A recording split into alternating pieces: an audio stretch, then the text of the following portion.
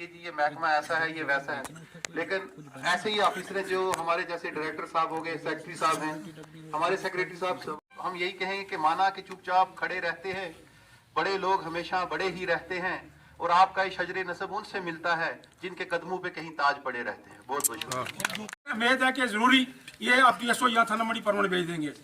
उसके बाद हमारे यहाँ पर BPL जो लोगों के कार्ड बने हैं, नसीम साहब, बहुत सारे लोग हैं हमारे जो BPL जिम्मे में फाल करते हैं, लेकिन अभी तक उनके कार्ड नहीं बने।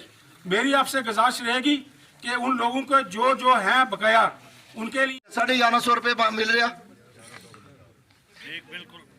बात यह है कि असा की जनाब डॉक्टर साहब असाड़ी ये प्रॉब्लम है, इस प्रॉब्लम की सॉल्व करने वास्ते तुसी HOD जड़े हो, तुसी हर लिहाज नाल असाड़ियां प्रॉब्लमों की देख सकने हो और असाड़ियां प्रॉब्लमों की तुस हल कर सकने हो जम्मू बैठ के।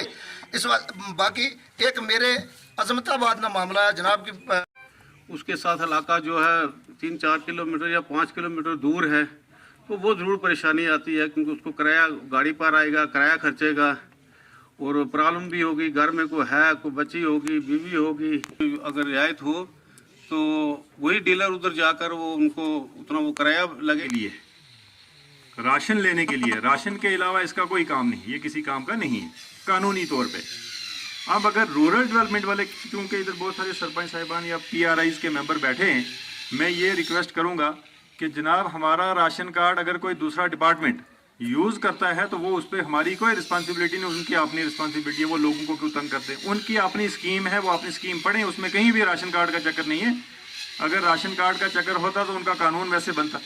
तो हमारा कानून ये कहता है कि हमारा राशन कार्ड जो है वो सिर्फ राशन पर्पज़ के लिए है।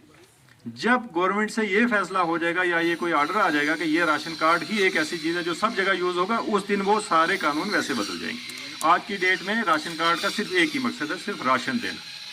ठीक है। देखो, हमारा कैंप करने का बेसिक मकसद ये था कि हम पब्लिक में अवेयरनेस लाएं कि हमारी सरकार की, हमारे डिपार्टमेंट में कौन कौन सी स्कीमें चल रही हैं और उनको कैसे कैसे अवेल किया जाए। तो ये जान के बड़ी खुशी हुई कि इतने सारे लोग यहाँ पे शामिल हुए, अपने काम छोड़ के मतलब पिछले 3-4 घंटे से यहाँ पे बैठे।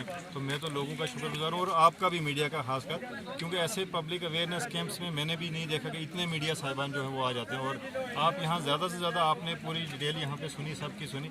मैं आपको भी ये रिक्वेस्ट करूँगा कि आप ये हमारी जितनी भी स्कीमें हमने यहाँ पर अनाउंस की वो पब्लिक तक ज़्यादा से ज़्यादा पहुँचाएं। सर तरह का सर्वे नहीं है, वो सेंसस है। सेंसस तो अभी वही है, लेकिन उसमें अगर कुछ लोग छूटे हुए हैं, उसमें ये कहते हैं 2 बातें, जैसे आपने कहा कि हम चाहते हैं और दूसरा कि हकदार हैं।